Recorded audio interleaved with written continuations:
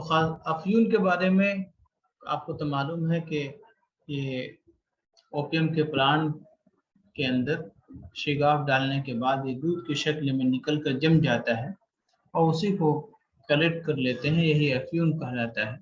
इसकी उम्र 50 साल है, ये याद रखिए। इसके अलावा जितने भी एक्सट्रैक्ट हैं, औसारात हैं, सत हो चाहे जौहर हो या औसारात है ना, जैसे सिब्र है, अकाकिया है, इसकी उम्र 2 साल है। तो ये उम्र आपको याद रखनी है। जैसे अफ्यून की 50 साल और परफ्यून की 40 साल, सखमोनिया की 20 साल, ये याद रखने की चीज़ है। और जितने भी औसारे हैं उसकी उम्र 2 साल है। जितने भी गम्स हैं उनकी उम्रें 3 साल होती हैं, जैसे समग अरबी, समग नीम, समग ढाक, कतीरा वगैरह। अच्छा, इस गम में रेजिन भी शामिल है ना। गम रेजिन है, ओलियो रेजिन होता है, गम रेजिन होता है, या सिर्फ गम होते हैं, वो सब इसमें शामिल है। वो सब की उम्रें 3 साल होंगी। उसकी जो नौइयत का फ़र्क है वो आगे जिक्र आएगा कि गम में क्या फ़र्क है और रेजिन में क्या फ़र्क है, उसका जिक्र हम करेंगे बाद में। अभी हम उम्र की बात कर रहे हैं। सफ़ूफ़ की उम्र जितने भी हैं, जितने भी सफ़ूफ़ हैं, अमूमन ज़्यादातर जितने भी सफ़ूफ़ हैं वो 1 साल उनकी उम्र रहती है। लेकिन कुछ ख़ास सफ़ूफ़ हैं जिनके अंदर नमकियात शामिल हों तो वो जल्दी ख़राब होते हैं, या जिनमें मग़ज़ियात शामिल हों तो उनकी उम्र घट जाती है, जैसे 6 माह हो जाती है मग़ज़ियात के अंदर। इतने भी, जैसे अब अगर बादाम का आप सफ़ूफ़ करके रखें, एक तो आप बादाम मुसल्लम है, उसकी उम्र ज़्यादा होगी, लेकिन अगर उसको सफ़ूफ़ कर ले तो उसकी उम्र घट जाएगी, क्योंकि उसका सरफेस एरिया बढ़ेगा तो उसके अंदर नमी भी ज़्यादा, मॉइस्चर भी ज़्यादा जज्ब होगा और फिर उसके अंदर ख़राब होने की सलाहियत भी ज़्यादा हो जाएगी। जितने भी सयालात हैं, सयालात बोलते हैं जितने भी सीरप की शक्ल में आते हैं, पीने वाली चीज़ें जैसे अर्क है, शरबत है, सिकंजबीन, इनकी उम्र 1 साल है। अच्छा, यहाँ पर आप देख रहे होंगे कि जिन 1 साल इसकी लिखी हुई है, लेकिन कुछ शरबत की उम्र आप कंपनियों में लिखा हुआ देखेंगे 2 साल या 2 साल से ज़्यादा भी लिखे हुए आपको मिल सकते हैं। हाँ, अर्क की उम्र आप मार्केट की जो सैंपल हैं उसमें भी आप 1 ही साल देखेंगे। आमतौर पर अर्कियात इसीलिए जल्दी एक्सपायर हो जाती हैं। वजह इसकी ये होती है कि कंपनी से आते आते 6 महीने गुजर जाते हैं, और 6 महीने के अंदर जब तक सप्लायर के पास पहुंचती हैं, अगर वो नहीं निकल पाई तो अगले 2-4 महीने में ही वो एक्सपायर हो जाती हैं। तो अर्क के साथ ये मसाइल हैं। शरबत की जो 1 साल की मुद्दत लिखी गई है, वो ये मुद्दत मौजूदा वक्त के एतबार से थोड़ी बदल गई है। अब ये मुद्दत 2 साल या 2 साल से ज़्यादा भी वो शरबत की नौइयत के एतबार से बदली हुई है। तो आप देखेंगे कि उसमें आजकल चूँकि स्ट्रॉन्ग प्रिजर्वेटिव आ गए हैं और बहुत सारे शरबत के बनाने के टेक्निक्स में भी तब्दीली आई है, इसकी वजह से उसके मुद्दत हयात में फ़र्क पड़ा है। सिकंजबीन और अर्क की दोनों की 1 साल आप कह सकते हैं, हालांकि लेकिन शरबत की मुद्दत, और कुछ कंपनियों को मैंने देखा है कि सिकंजबीन की भी मुद्दत 1 साल से ज़्यादा लिखी हुई है। ये तो हो गई यानी मुरक्कबात से मुतालिक। अब हैवानी अदविया की मुद्दत के बारे में हम बात करने जा रहे हैं। हैवानी अदविया नबाती अदविया से अलग है, चूँकि उनकी ओरिजिन ही अलग है।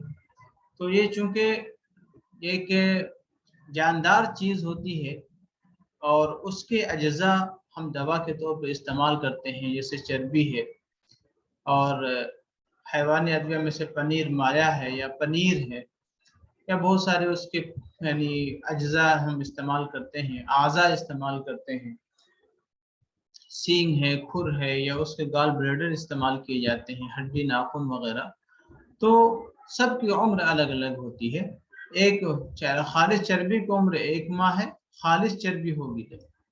खालिस चर्बी का मतलब ये है कि उसके अंदर कोई तब्दीली ना लाई गई। तब्दीली का मतलब है कि उसको गर्म करके ना रखा गया हो, बस चर्बी जिस तरह से निकली है उस तरह से उसको खुश्क करके रख दिया जाए, तो वो एक माह मुद्दत होती है। लेकिन अगर उसको गर्म करके और जो एक मुख्तलिफ तरीके हैं घरों में इस्तेमाल होते हैं वो तरीके, तो फिर उसकी मुद्दत बढ़ जाती है। पनीर जो दूध से निकाला जाता है, पनीर, इसकी मुद्दत 2 साल तक है, हालांकि उसको सही तौर पर खुश्क किया जाए तब है। अगर उसको यूं ही रखा जाए तो वो तो चंद दिनों में खराब हो जाते हैं। खुश्क पित्ते, पित्ते है ये, है ना, जिसको गॉल ब्लैडर कहा गया, 6 साल पित्ते। सींग है, खुर है, हड्डी है, नाखून की उम्र 60 साल तक बताई गई है और ताज़ा खून 2 दिन तक है। इसी तरह मुश्क, अंबर, जितने भी ये भी हैवानी अदवियाँ हैं, तो चूंकि इनकी दवाई इफादत इनकी खुशबू की वजह से ही बाकी रहती है, तो अगर जब तक इसकी खुशबू बाकी है जब तक वो काबिल इस्तेमाल है। इसी तरह सरतान है, जिसको केकड़ा बोलते हैं, है ना, क्रेप्स, और केचुए, इनकी उम्र 2 साल। मरवारीद, है ना, और सदफ की उम्र चमक बाकी रहने तक। तो जाहिर सी बात है इनकी चमक जल्दी ज़ायल होती नहीं है, तो 20 साल, 40 साल और या उससे ज़्यादा भी इनकी उम्रें हो सकती हैं। आमतौर पर ऐसी अदविया जिनके अज्जा ज़्यादा कॉम्पैक्ट होते हैं, सख्त होते हैं, उनकी उम्रें भी ज़्यादा होती हैं। अब मादनी अदविया में से चांदी है 5 साल, ये सब आप थोड़ा जहन में रख लीजिएगा। जस्त है 50 साल, इसी तरह और आगे सोना चांदी। जहर मोहरा 20 साल है, सफ़ेदा 6 साल है, मुर्दार संग 40 साल है। तो ये अलग अलग दवाइयों के साथ अलग अलग मुद्दत हयात है। सोना, हीरा, कीमती पत्थरों की क़ुव्वत 1000 साल तक बाकी रहती है। हालांकि ये सोना, हीरा ऐसे पत्थर हैं जो बहुत सख्त होते हैं और आसानी से ये माहौल के असरात को कबूल नहीं करते। वो अद्विया जो माहौल के असरात को जल्दी कबूल कर लेती हैं वो जल्दी ख़राब हो जाती हैं, और जो माहौल के असरात को जल्दी कबूल नहीं करती उनकी मुद्दत हयात भी ज़्यादा होती है। जितने भी गिल हैं, गिल का मतलब मिट्टियाँ हैं, गिले मखतूम, गिले अरमनी, है ना, और गेरू वगैरह जितनी भी इस तरह की हैं, सब की मुद्दत हयात 5 साल।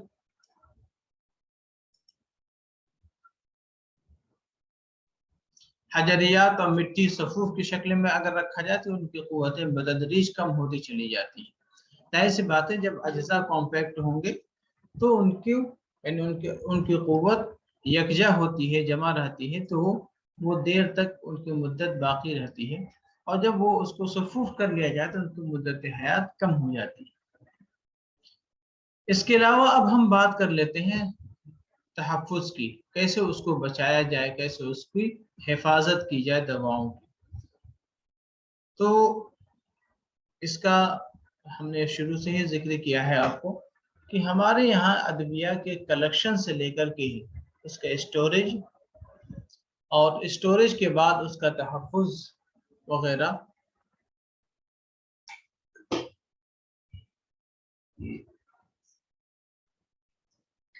पे खासी तवज्जो दी गई है, चूँकि दवाओं की इफ़ादियत इसी पे मुनहसर होती है। अब अगर एक दवा आपने बना ली, जैसे मुरक्कब की कोई दवा आपने बना ली और उसकी सही से उसकी हिफाजत नहीं की, आपने उसको सही से रखा नहीं, तो क्या होगा, वो दवा जल्दी ख़राब हो जाएगी, या उसके अंदर दवाई इफ़ादियत कम हो जाने की वजह से या दूसरे चेंजेस भी पैदा हो सकते हैं। जैसे इतरी फलात, जितने भी इतरी फलात हैं, इतरी फलात का मतलब इतरीफल की जमा, जिस दवा में तिरफला शामिल हो, हलीला, बलीला, आंवला, उसको तिरफला कहते हैं, उसी को इतरीफल बोलते हैं अपने यहाँ अरबी में, और इतरी फलात उसी की जमा है। तो ये जो दवा है इसको कभी भी मेटल के बर्तन में नहीं रखने हैं, यानी धात के बर्तन में नहीं रखने हैं। हाँ, अगर रखना भी हो तो उसको कलीदार, कली शुदा धात के बर्तन में रखा जाए। वजह इसकी यह है कि वो रिएक्ट कर जाते हैं उस मेटल से, और फिर उनकी यानी उस रिएक्शन की वजह से दवा के अंदर भी उसकी तब्दीली पैदा हो जाती है और उसकी माहियत में भी तब्दीली पैदा हो जाती है। उसका रंग भी बदल जाता है, उसका मज़ा भी बदल सकता है, और दवाई इफादत तो कम होती ही होती है। इसलिए दवा की सही हालत में रखने के लिए ज़रूरी है कि उसको धात के बर्तन में ना रखे जाए, बल्कि उसको शीशे के बर्तन में या चीनी मिट्टी के बर्तन में, या आजकल जो प्लास्टिक के अच्छे अच्छे जार आ रहे हैं छोटे छोटे, यानी एयर टाइट कंटेनर आ रहे हैं उसमें रखे जाए। इतनी फलाद को चूंकि इसके अंदर खुश्की ज्यादा होती है, आपको पता होगा कि जितने भी कसैले अदविया हैं उनके अंदर जज्ब करने की सलाहियत ज्यादा होती है। आप जब क़िवाम तैयार करते हैं तो क़िवाम जिस वक्त तैयार होता है उस वक्त की कैफियत और बाद में की कैफियत में थोड़ा फ़र्क पड़ता है। तो ऐसी अदविया जिनके अंदर जज्ब की सलाहियत ज़्यादा होती है वो क़िवाम को जज्ब कर लेते हैं और वो थोड़ा ठोस और खुश्क हो जाते हैं। ये इतनी फलात में ज़्यादा होता है। तो ऐसी कंडीशन में जब आप इतनी फल का डब्बा खोल रहे हो तो देख रहे हो कि एकदम खुश्क है, जैसे बर्फी काट के खाई जाती है वैसा निकल रहा है, हालांकि वो सेमी सॉलिड है। इतरीफल क्या है? सेमी सॉलिड डोजेस फॉर्म में है और उसको काट के खाना पड़ रहा है या तोड़ कर खाना पड़ रहा है, तो जरूरत के मुवाफिक उसमें शहद या शक्कर का क़याम आप उसमें शामिल कर सकते हैं। खमीराजात जितने भी हैं, अच्छा ये जो बात यहाँ पे लिखी गई इसको समझ लेना जरूरी है कि खमीराजात में फर्मेंटेशन यहाँ पे लिखा है इन्होंने कि फर्मेंटेशन होता है, ये बात बिल्कुल भी सही नहीं है। खमीरा का नाम इसलिए नहीं रखा गया कि उसके अंदर खमीर पैदा होता है या फर्मेंटेशन होता है, ये बिल्कुल गलत तवजीह है। हालांकि इसके पीछे इसकी हिकमत आप ये समझिए कि हमारे यहाँ जितने भी क़वामी अदविया हैं उनको क़वाम में बनाने के पीछे जो एक बड़ी हिकमत थी वो यही था कि उसके अंदर मैक्रो ऑर्गेनिज्म का ग्रोथ ना हो सके और बैक्टीरिया फंगस इस तरह की जितनी भी चीज़ें वो ग्रो होंगी तो दवा ख़राब हो जाएगी। उससे बचाने के लिए हमने क़वाम में डाला था। और ये फर्मेंटेशन तो मैक्रो ऑर्गेनिज्म के ग्रोथ का ही एक नतीजा है, उसके बाद ही ये फर्मेंटेशन का अमल होता है। तो इसका मतलब ये निकला कि अगर हम खमीरे में इस बात को हम मानते हैं कि फर्मेंटेशन होता है तो हमारा जो वो मकसद है कि क़वाम का कि हम माइक्रो ऑर्गेनिज्म को या इस तरह के यानी बैक्टीरियाज को ग्रो ना होने दें, इसलिए हम क़वाम बनाते हैं, वो मकसद हमारा फौत हो जा रहा है। तो कहीं ना कहीं ये दोनों चीज़ें कंट्राडिक्टरी हैं। तो बात सही यही है कि खमीरे का जो नाम है वो खमीर से नहीं है। ऐसा नहीं है कि इसमें खमीर पैदा होता है, ऐसा नहीं है, बल्कि इसलिए इसका नाम रखा गया है कि जिस तरह से खमीर पैदा हो जाने के बाद आटा फूल जाता है उसी जैसा इसके अंदर अज्जाए हवाइया शामिल हो जाते हैं और वो फूल कर उसी खमीरी आटा की तरह दिखने लगते हैं, नजर आने लगते हैं। तो इन दोनों की मुशाबहत की बुनियाद पर इसका नाम खमीरा रखा गया। ये बात बिल्कुल भी सही नहीं है कि इसके अंदर फर्मेंटेशन होता है। तो ये बात यानी यानी यानी साइंटिफिक भी नहीं मालूम होती कि हमारा मकसद भी फौत हो जाए। हाँ, तो ये जो बात लिखी गई है कि सर्दियों में बनाया जाए तो सर्दियों ही में ख़त्म किया जाए, ये बात समझ में नहीं आती, इसको छोड़ दिया जाए तो ही बेहतर है। तो बस खमीराजात को इसी तरह शीशे के बर्तन में या चीनी मिट्टी के जार में इस तरह से रखा जाए और इसमें भी रिएक्शन के चांसेस हैं, इसलिए आप मेटल के यानी सादे बर्तन में ना रखें इसको। ये जो हिदायत लिखी गई है कि चम्मच वगैरह या जिस चीज़ के ज़रिए से उसे निकाला जाए वो खुश्क हो, तो ये तमाम दवाओं के साथ है, यहाँ तक कि पाउडर के साथ भी है। आप खमीरा के नहीं बल्कि जितने भी यानी सेमी सॉलिड डोजेस फॉर्म है हमारे यहाँ, वो सब के साथ है कि भीगे हुए बर्तन के साथ उसको ना निकालें।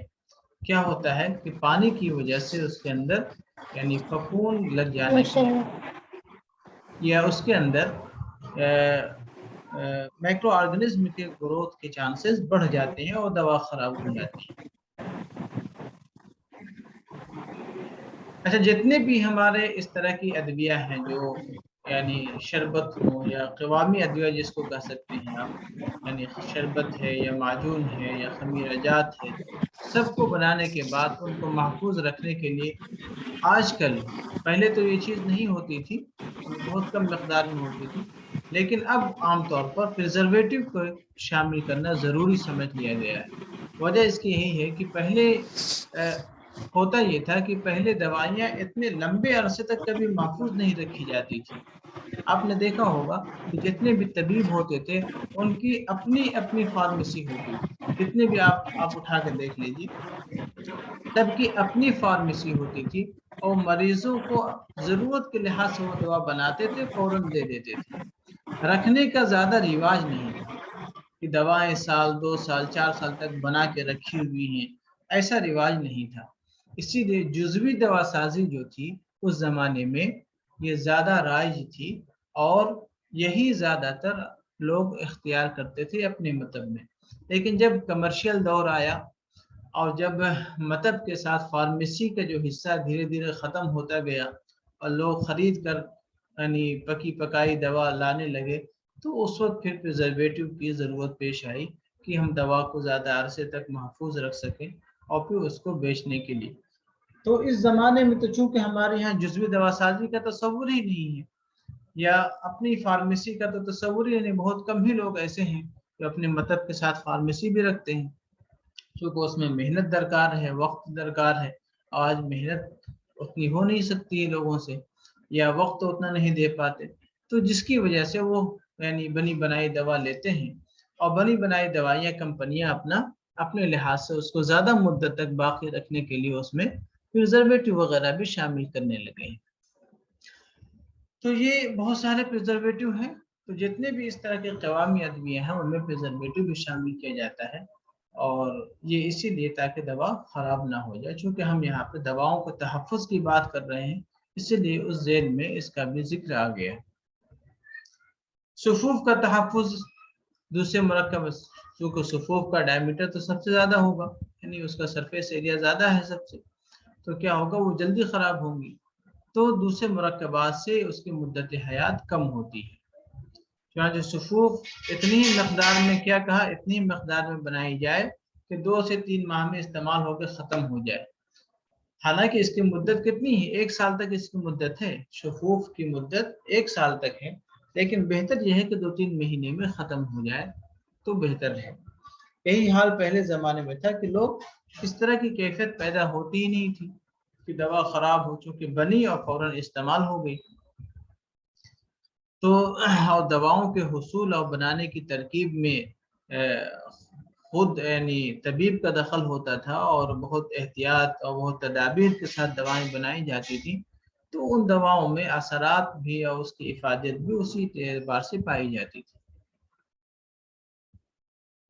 अच्छा, ये कि जिन सुफूफ में नमकियात होते हैं जैसे साल्ट वाले हैं, जैसे आपने अगर कोई हाजिम का सुफूफ बनाया हज़्म के लिए, तो ज़ाहिर सी बात है उसमें अक्सर नुस्खों में नमकियात हैं।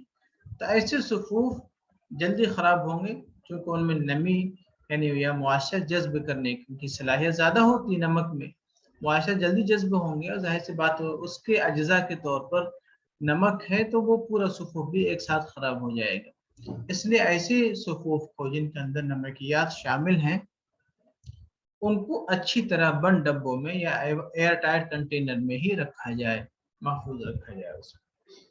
इसी तरह जिनमें मग़ज़ियात हैं उनका भी यही, मैंने मग़ज़ियात का जिक्र कर दिया है क्योंकि उसके अंदर 2-3 बातें हैं। एक तो एक उनके अंदर नमी होती है चूँकि वो ऑयली होते हैं, ज़्यादातर यानी मग़ज़ियात में ऑयल होता है और ऑयल होने की वजह से उसका वो पहले से नम होते हैं और फिर उनका सरफेस एरिया भी बढ़ता है तो उनके अंदर ख़राब होने के चांसेस बढ़ जाते हैं।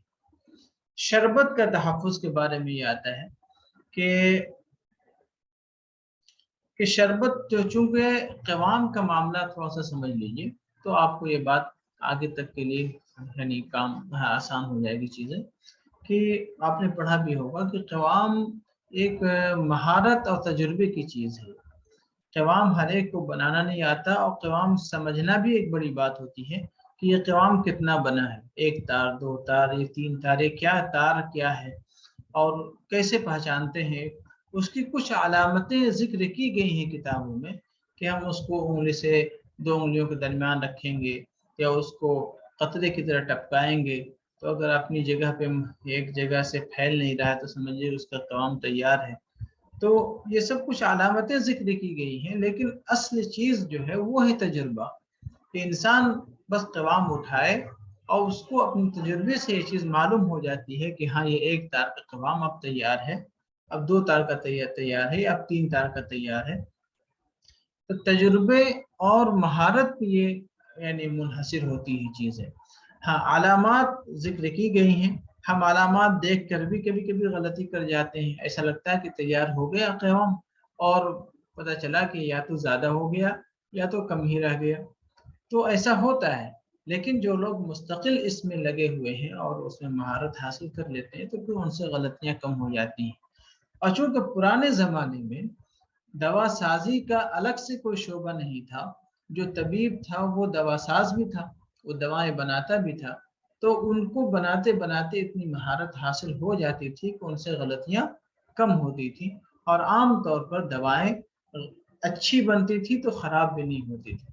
اچھا، قوام اگر درست ہوگا، کامل قوام اگر بنا ہے تو وہ خراب بھی نہیں ہو سکتا، کیونکہ قوام کا مقصد ہی یہی ہے کہ وہ پریزرو کرے، محفوظ رکھے دواؤں کو، اور صرف دوا کو نہیں، دوا کی افادیت کو بھی محفوظ رکھے۔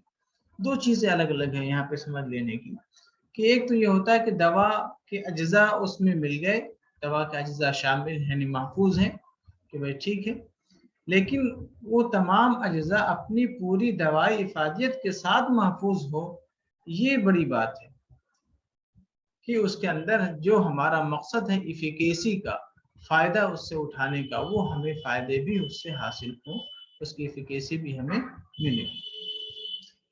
تو عام طور پر پرانے زمانے میں جو یعنی ان کی جو اپنی مطلب کی دوا سازی ہوتی تھی، تو چونکہ وہ مہارت حاصل تھی ان کو، تو وہ مکمل قوام بناتے تھے، پختہ قوام جس کو کہتے ہیں، پختہ قوام بنایا کرتے تھے، اور پختہ قوام کے نتیجے میں جب اس میں دوائیں شامل ہوتی تھی تو وہ شربت خراب بھی نہیں ہوتا تھا، اس کی افادیت بھی باقی رہتی تھی۔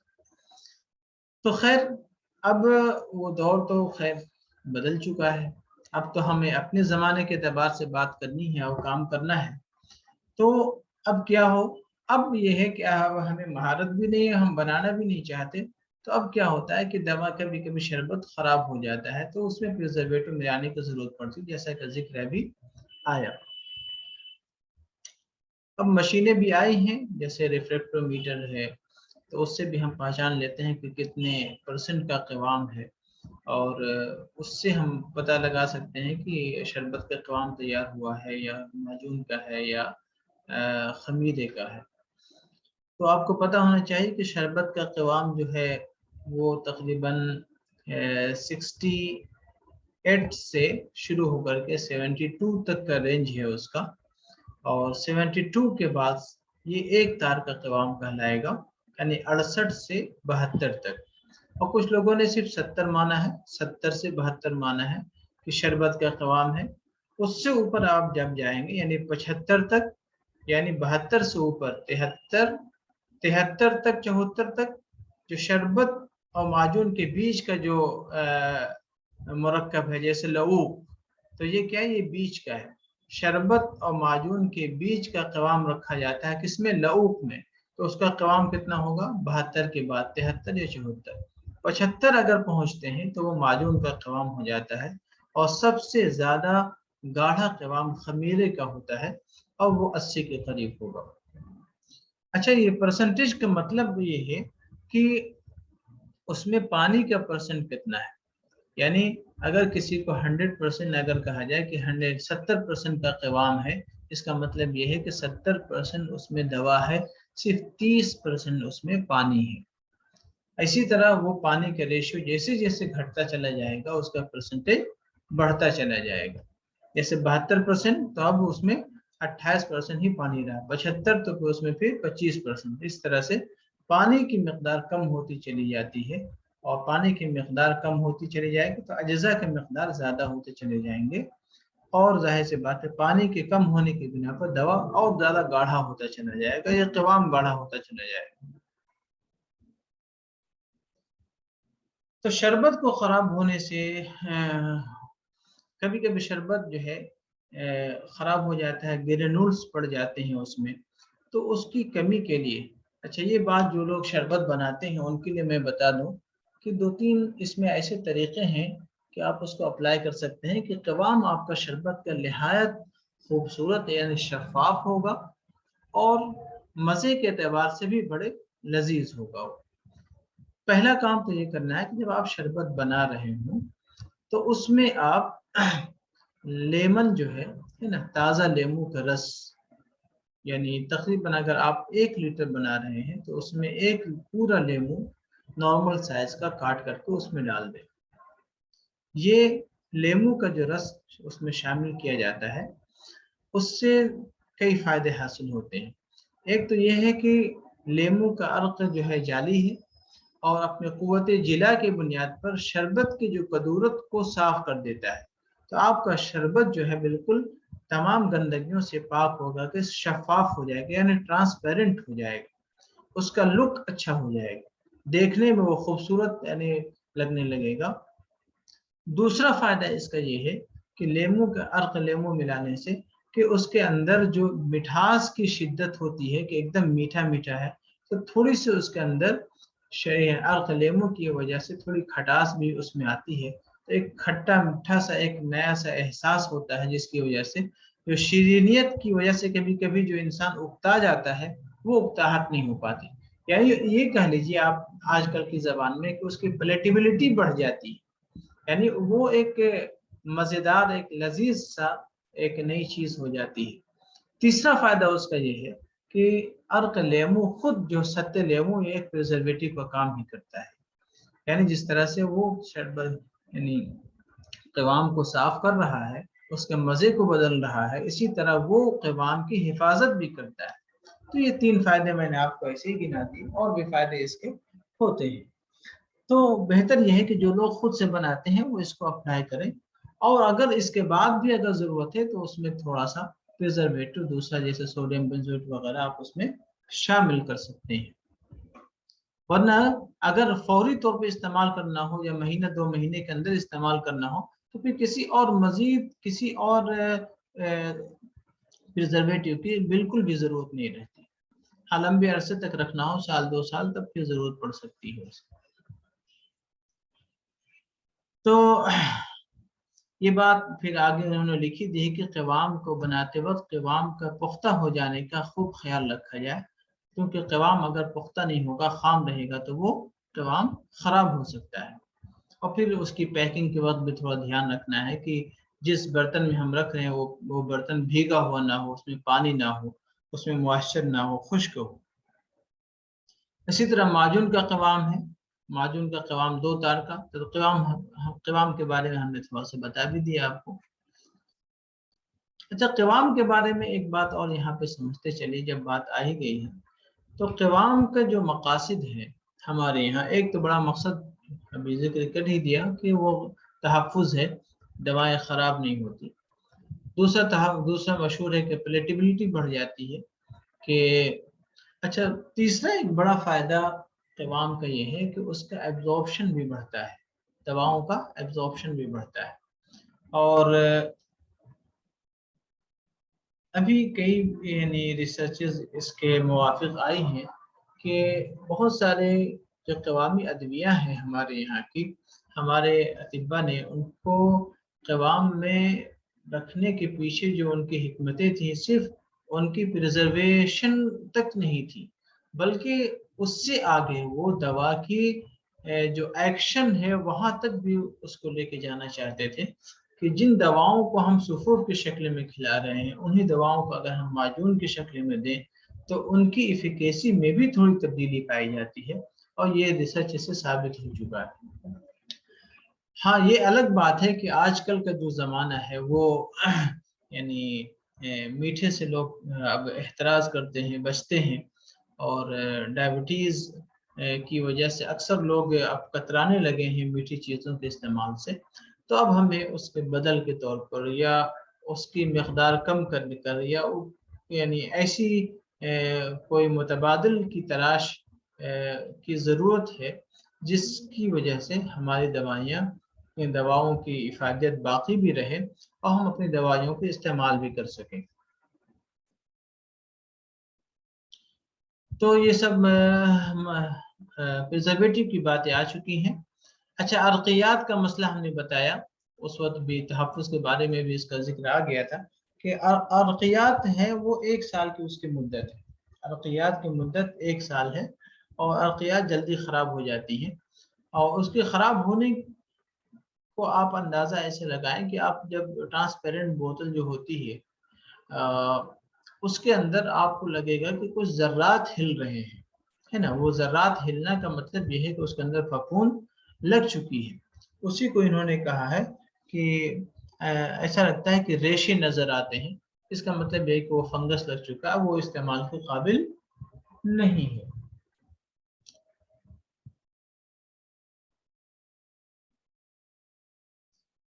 अब हुबूब है, हुबूब का मामला ये है कि जिस तरह से दूसरे सुफूफ की तहफ़्फ़ुज़ की जाती है उसी तरह इसके भी मामला है। इसमें भी यही ख्याल रखना है कि अगर नमक वाले हैं तो उनको, अब हुबूब की तहफ़्फ़ुज़ कैसे करेंगे कि भाई ऐसी अद्विया जिनके जो नमकियात हैं या दूसरे शूरा है या जो मुआशर को जज्ब कर लेती हैं, तो इसमें एक आसानी ये है कि उसकी कोटिंग कर दी जाए। अब तो कोटिंग का मकसद, जैसे पुराने ज़माने में ये था कि दवाओं को महफूज रखने के लिए एक कोटिंग का मकसद था, अब तो उसकी पेलेटेबिलिटी बढ़ाने के लिए भी एक मकसद है कोटिंग का, कि अगर कोई दवा कड़वी है तो उसको मीठे से कोटिंग कर दी जाए, यानी शक्कर की कोटिंग कर दी जाए। तो उससे क्या होता है, उसका मज़ा यानी मास्किंग हो जाती है, उसको उसका टेस्ट को मास्क कर देते हैं, यानी छुपा लेते हैं उसको, या उसके ऊपर वर्क नुकरा चढ़ा लेते हैं, यानी चांदी का वर्क या सोने का वर्क चढ़ा देते हैं। इसी तरह और भी बहुत सारे यानी ऐसी अद्विया हैं जिनको कभी कभी ऐसा होता है जो कोटिंग की जाती है कि कभी कभी दवाओं को खुशनुमा बनाने के लिए भी कोटिंग करते हैं, कि खुशनुमा चीज़ें इंसानों को भाती हैं और इंसान आसानी से उसको इस्तेमाल कर लेता है। तो उसके इस्तेमाल को आसान करने के लिए या लोगों को अट्रैक्ट करने के लिए भी उसको कोटिंग करते हैं। आजकल देख रहे होंगे कि मुख्तलिफ कोटिंग के टैबलेट आप यूनानी के यानी मतलब में आपको चमकती हुई गोलियां, यानी हरे यानी लाल यानी तिलाई रंग की यानी सोने के रंग की या चांदी के रंग की आपको मिल सकती है। देखा होगा या देख सकते हैं आप कभी। तो इस तरह की चीजें हैं। तो ये तहफ़्फ़ुज़ के बारे में बात आज हो गई। अगर किसी का कोई सवाल है तो पूछ सकते हैं।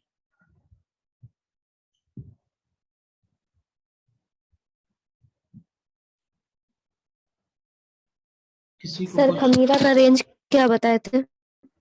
खमीरा का रेशियो 80%।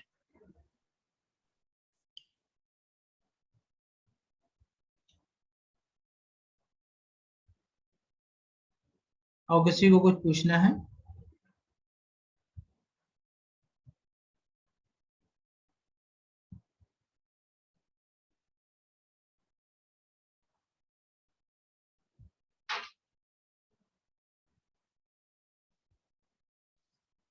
अगले लेक्चर में हम आमाल दवासाजी के बारे में बात कर लेंगे।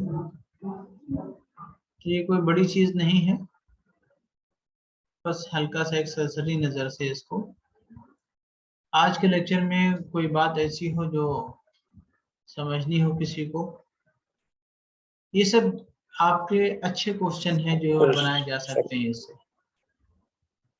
इसमें मुद्दत हयात भी कभी कभी पूछ लेते हैं, शक्कर का ड्यूरेशन सर का कोटिंग पूछ लेते कैसे हैं। करते हैं? हाँ भाई, शक्कर का कोटिंग कैसे करते हैं? शक्कर की कोटिंग कैसे करते हैं? जी शक्कर की कोटिंग तो सबसे आसान है। कवाम बना लेते हैं और गोलियों को उसमें डाल करके घुमाते हैं। कवाम थोड़ी थोड़ी मकदार में डालते हैं और किसी गोल बर्तन में, अब या तो कोटिंग पैन में आप बना लें, या आप घर में बना रहे हैं तो कोई गोल सा बर्तन ले लें, जैसे थाली, गोल वाली थाली जो आती है उसमें भी बना सकती हैं आप। थोड़ी मकदार में कवाम डालें नीचे, फिर ऊपर से गोलियां डालें और उसको घुमा दें, तो एक लेयर बनती चली जाती है। तो वो लेयर आप जैसी बनाना चाहें या जितनी मोटी, उसी मकदार में आप बार बार उसको करते रहें।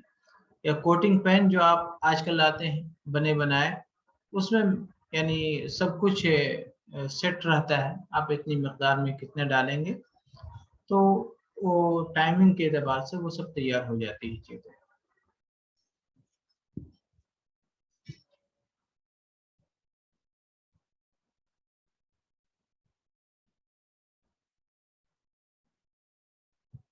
बात समझ में आ गई? सर वर्क तिला कैसे यस सर। करेंगे? वर्क तिला बोलते हैं सोने के उसको, वर्क को। गोल्ड लीफ, लीफ आते हैं ना आजकल पैकेट, छोटे छोटे पैकेट में आते हैं। चांदी का वर्क सुना होगा, सोने का भी वर्क आता है, उसी को वर्क तिला कहते हैं। चांदी का वर्क तो मिठाइयों में देख रखा होगा आपने, काजू बर्फी में देख लीजिए, यस सर। आमतौर पर काजू बर्फी में नजर आ जाता है वो। लेकिन एक हाँ अच्छी बात याद आ गई, हमेशा जहाँ पर भी चांदी के वर्क हो वो अच्छी दुकान में अगर ले रहे हो तब तो ठीक है, लेकिन नॉर्मल जो दुकान है उसको खाने से एहतियात किया कीजिए। तो आमतौर पे चांदी का वो नहीं होता, बल्कि वो अल्युमिनियम के वर्क होते हैं, वो और नुकसानदेह होते हैं, फायदे के बजाय वो नुकसान पहुंचाते हैं।